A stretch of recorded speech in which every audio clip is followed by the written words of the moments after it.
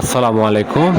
ঢাকা থেকে সিলেট হযরত শাহজালাল শাহপরান রহমতুল্লাহ আলাইহির মাজার এবং সিলেট শহরে চা বাগানগুলো কীভাবে একদিনে স্বল্প খরচে ঘুরে আসবেন এই বিষয়ে আজকের ভিডিওতে আপনাদেরকে বিস্তারিত জানাবো। প্রথমেই কমলাপুর রেলওয়ে স্টেশন চলে যাবেন। সকাল থেকে রাত পর্যন্ত মোট 4টি আন্তনগর train Dhaka Kamalapur railway station থেকে বিমানবন্দর হয়ে সিলেটের উদ্দেশ্য ছেড়ে যায়। প্রথমে আমি আগে থেকে একটি টিকিট কেটে নিয়েছিলাম কালনী এক্সপ্রেস ট্রেনে। কালনী এক্সপ্রেস ট্রেনটি দুপুর 3টার সময় ঢাকা কমলাপুর রেলওয়ে স্টেশন থেকে ছেড়ে যায়, তাই একটু আগে থেকেই কমলাপুর রেলওয়ে স্টেশনে উপস্থিত হয়ে গিয়েছি। তারপরে ঢুকেই দেখতে পাবেন পুলিশের হেল্প ডেস্ক এবং বিশাল আকারের সাইনবোর্ড, যেই সাইনবোর্ডে আপনার ট্রেনটি কয়টা বাজে ছাড়বে সেটা দেখা যাবে। দুপুরে বাইরে লাঞ্চ না করার কারণে কমলাপুর রেলওয়ে স্টেশনের একটি ভোজনালয় আছে, মানে প্ল্যাটফর্মের ভিতরে 16 থেকে 18 নং প্ল্যাটফর্ম, যেটা 8 নং প্ল্যাটফর্মে কমলাপুরের একটি খাবার হোটেল রয়েছে, যেটা বাংলাদেশ রেলওয়ে থেকে তারা ইজারাকৃত এবং রেলওয়ে স্টাফরা বিভিন্ন যাত্রী সাধারণ এই হোটেলে খেয়ে থাকে। দেখতেই পাচ্ছেন ভিডিওতে দেখাচ্ছি খাবার হোটেল রেলওয়ে স্টেশনের ভিতরে সকল শ্রেণীর ভোজনালয়। এই হোটেলটিতে আপনি খুব স্বল্প মূল্যে ভালো মানের খাবার খেতে পারবেন। আমি নিয়েছিলাম সাদা ভাত এবং তেলাপিয়া মাছ, 120 টাকা। খুব সুন্দর খাবার দাবার শেষ করে বাইরে চলে গেলাম। গিয়ে দেখলাম 8 নম্বর প্ল্যাটফর্মে আমার যে সিলেট অভিমুখী কালনী ট্রেনের টিকিটটি রয়েছে, ওইটার ট্রেন দাঁড়িয়ে আছে। ট্রেনে উঠে সিটে বসে পড়লাম। সিটে বসে পড়ার পর অনেকক্ষণ বিলম্ব, কারণ ট্রেন ছাড়তে অনেক দেরি হয়েছে, প্রায় 30 মিনিটের মতো। ট্রেন ছেড়ে দেওয়ার পর আমি একটু ভিডিও করলাম। দেখতেই পাচ্ছেন যেহেতু এটা অফ সিজন, বিশেষ করে শুক্র, শনিবার, বৃহস্পতিবার বাদ দিয়ে অন্যান্য দিনগুলোতে ট্রেনে যাত্রীর সংখ্যা একটু কমই থাকে। এই ভিডিওটি যখন ট্রেনটা বিমানবন্দর রেল স্টেশনে চলে আসলো তখন করা। খুব সুন্দর ট্রেনের যে কার্ভ ভিউ, আসলে অসাধারণ। এমন ভিউ একজন ট্রেন প্রেমীর জন্য আসলে খুবই উপভোগযোগ্য। তারপর হঠাৎ করে চোখটা লেগে গিয়েছিল, উঠে দেখি ভৈরব রেল স্টেশনে ক্রসিং রয়েছে রেলের। নেমে চা খেয়ে নিলাম। তারপর ভৈরবের যে রেল সেতুটি রয়েছে, এই সেতুটি আপনাদেরকে দেখানোর চেষ্টা করছি। তবে এই সেতুর মধ্যে যখন আপনারা ভিডিও করবেন তখন একটু নজর দিয়ে রাখবেন, কারণ এই সেতুর মধ্যে অসংখ্য চোরা যে ছিনতাইকারী রয়েছে এবং চোর রয়েছে, তারা কিন্তু পেতে থাকে আপনার ছবি কিংবা ভিডিও করার সময়। হঠাৎ করে ভিতরে নানিরা চলে আসলো, তাদেরকে নাকি 10 টাকা করে দিতে হয়। আমার কাছে তারা চায়নি, জানি না কেন চায়নি। তারপর আবার সামনে আরেকটি স্টেশনে আমি এরকমভাবে দুধ চা খেয়ে নিলাম। আস্তে আস্তে দেখতে দেখতে শায়েস্তাগঞ্জ জংশন থেকে ট্রেনটি ছেড়ে যাচ্ছে। শায়েস্তাগঞ্জ আমার প্রিয় একটি জায়গা, বিশেষ করে আমার বন্ধু সৈয়দ অলি এই জায়গায় অবস্থান করেন, তার বাড়ি এই জায়গাতে। খুব ভালো লাগলো পরিবেশগুলো। শ্রীমঙ্গল স্টেশনে চলে আসলাম। শ্রীমঙ্গল স্টেশনে নেমে 1919 খ্রিস্টাব্দে রবীন্দ্রনাথ ঠাকুর এই জায়গায় এসেছিল শ্রীমঙ্গল স্টেশনে। এক মহিলা অনেকক্ষণ ভিক্ষা করলো ট্রেনের মধ্যে। ভিক্ষা করার পরে দেখেন সিগারেটের প্যাকেট তার কাছে, সিগারেট কিনে তারপরে সিগারেট খেয়েছে। এরকম আস্তে আস্তে ট্রেনটি আপনার যে গন্তব্যস্থল সিলেটের দিকে কিন্তু এগিয়ে যাবে। বিকেল 3টা 30 মিনিটে ঢাকা কমলাপুর রেলওয়ে স্টেশন থেকে ট্রেনটি ছেড়ে আসে এবং অনেক সময় সিলেট রেলওয়ে স্টেশনে আসতে আসতে রাত 11টা, এক্সাক্ট টাইম হলো 9:30, কিন্তু 11টা বেজে যায়। দেখতে দেখতে সিলেট রেলওয়ে স্টেশনে কিন্তু আমাদের যে কালনী এক্সপ্রেস ট্রেনটি এটা চলে আসছে। আমিও ট্রেন থেকে নামার জন্য প্রস্তুতি নিচ্ছি আর দেখছি আশেপাশে তাকিয়ে সিলেট শহরটা, রাতের সিলেট শহরটা একেবারেই আধুনিক। সিলেটে আপনাদেরকে স্বাগতম। সিলেট যেই রেলওয়ের যেই ফ্ল্যাগটি রয়েছে সেই ফ্ল্যাগে আমরা বর্তমান অবস্থান করছি। ট্রেন থেকে নেমে ওভারব্রিজ পার হয়ে যখন আমরা নামার চেষ্টা করলাম তখন দেখলাম হাজার হাজার যাত্রী আসলে রেলওয়ে স্টেশনে অবস্থান করছেন।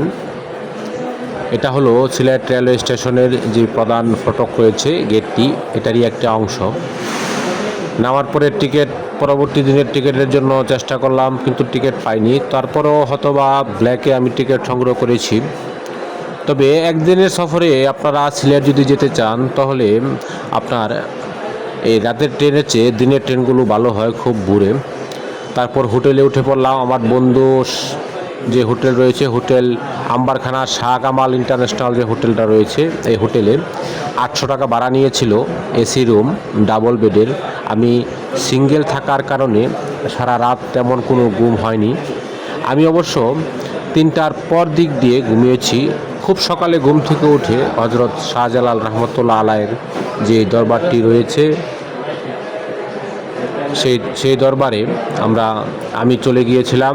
দরবারে সালাম এবং জিয়ারত শেষ করে দরবারের ভিতরে আমরা লক্ষ্য করলাম পর্যটক একেবারেই কম, এবং যারা মাজার জিয়ারত করতে আসে বাংলাদেশের বিভিন্ন জায়গা থেকে, আপনারা জানেন সিলেট হজরত শাহজালাল শাহপরান রহমতুল্লাহ আলাইয়ের মাজার, বিভিন্ন আল্লাহর আউলিয়াদের ভক্ত মানুষ যারা রয়েছে তারা কিন্তু সারা বছর এখানে জিয়ারতে আসেন।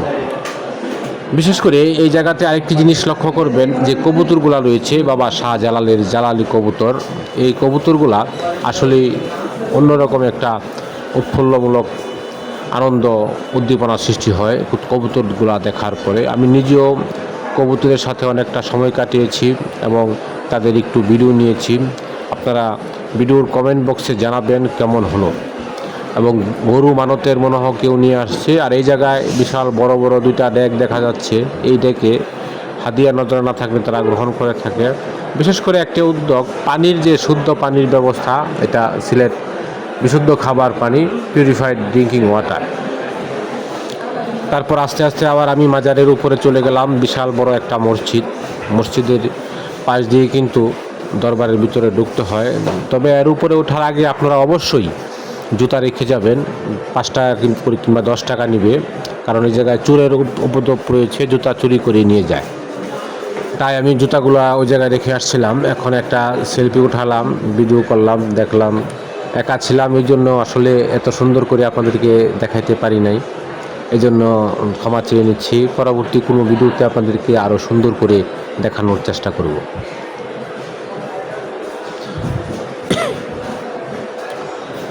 বন্ধুরা, মাজার থেকে জিয়ারত শেষ করে আমি রওনা হয়ে গিয়েছিলাম শাহজালালের যে জালালি বাগিনা বাবা শাহপরানের যে দরবারটি রয়েছে সিলেট খাদিমনগরে। সেই খাদিমনগরে আপনারা দেখতে পাচ্ছেন শাহপরানের যে মাজার, সে মাজারের এখন যেটা দেখাবো, মাজারের বিশাল বড় একটা পুকুর রয়েছে। এই পুকুরটি আসলে সংস্কার করা হয়েছে, চার ছাদ দিয়ে এটা বাউন্ডারি করা হয়েছে দর্শনার্থীদের জন্য, যারা উজু করতে কিংবা গোসল করতে পারবেন এই পুকুরে। এবং এই জায়গায় এই সিঁড়িটা বিশেষ করে অনেক সুন্দর দেখতে। শাহপরানের মাজারটা শাহজালালের মাজার থেকে অনেক উঁচু। এখানে মাজারের সিনি ও মানতের গড় রয়েছে, গড়টি দেখতে পাচ্ছেন।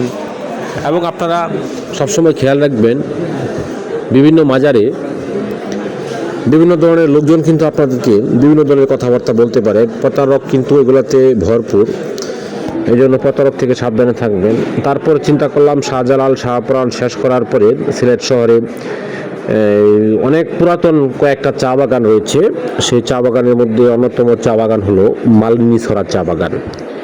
একটি অটো রিজার্ভ নিয়ে 2 ঘন্টার জন্য 200 টাকা দিয়ে আমি সিলেট শহর থেকে এয়ারপোর্ট রুটে যেই মালিনীছড়া চা বাগান রয়েছে সেই চা বাগানে কিন্তু চলে গিয়েছিলাম। চা বাগানের বর্তমান যে আবহাওয়া এবং যে অবস্থা আবহাওয়ার, চা বাগান দেখে যে কারো মন একেবারে ভরে যাবে। কারণ হচ্ছে বর্তমানে এই আবহাওয়াতে পরিবেশটা একেবারে সবুজ, চা বাগান সবুজন্য একেবারে মন অবিরন্ন হয়ে গিয়েছে। বন্ধুরা, কত সুন্দর দেখা যাচ্ছে, আপনারা ভিডিওতে দেখতেই পাচ্ছেন। একদিনে আমি সিলেটে ট্রেনে যাওয়া আসা এবং 3 বেলা খাবার সহ আমার খরচ পড়েছিল, হোটেল ভাড়া 800 টাকা সহ খরচ পড়েছিল আমার আনুমানিক 3000 টাকা। তবে আমার এই ভ্রমণটা খুব ডিলাক্স ভ্রমণ হয়েছিল, বিশেষ করে খাবার দাবার এবং হোটেলে যে রাত্রিযাপনটা সহ খুবই আনন্দ এবং উপভোগ করেছি। তবে আমার সাথে একজন হলে আরও ভালো হতো। তবে আপনারা যদি কেউ একদিনের ট্যুরে সিলেট যেতে চান, কোনো ট্যুরিজম যে যারা চয় করে তাদের সাথে না গিয়ে একা কিংবা 2-3 জন মিলে সিলেট ট্যুরে গেলে আপনাদের অনেক সুবিধা হবে এবং অনেক সাশ্রয়ভাবে আপনারা ঘুরে আসতে পারবেন। এই যে ভিডিওতে এখন সামনে সিলেট যে ক্যাডেট কলেজ রয়েছে, ক্যাডেট কলেজের সামনে দিয়ে আমরা যাচ্ছি। মালিনীছড়া চা বাগানের যে ভিউটা, এই ভিউটা আপনারা দেখতেই পাচ্ছেন। এটা কিন্তু প্রায় 150-200 বছর আগের যে চা বাগান, ওটা সিলেট শহরে তৎকালীন ভারত থেকে ব্রিটিশরা কিন্তু এই চা বাগান নির্মাণ করেন। আমার আরেক চাচা, যিনি এবারের এই সিলেটের ভ্রমণে আমাকে সময় দিয়েছিল এবং উনি কিন্তু আমার নিজের ছবিগুলো এবং ভিডিওগুলো উনি করে দিয়েছে। রিক্সাওয়ালা চাচার বাড়ি সিলেট কোম্পানিগঞ্জে। চাচা খুব ভালো মানুষ, ওনার সাথে অনেকটা সময় কাটলো। চাচা এবং আমি অনেক কিছু খাওয়া দাওয়া করলাম একসাথেই। চাচার জন্য সকলের কাছে দোয়া চাই। আপনারা সকলে ভালো থাকবেন, সুস্থ থাকবেন। আবারও কোনো একটা ভিডিওতে, অনেক লম্বা হয়ে গেছে অবশ্য।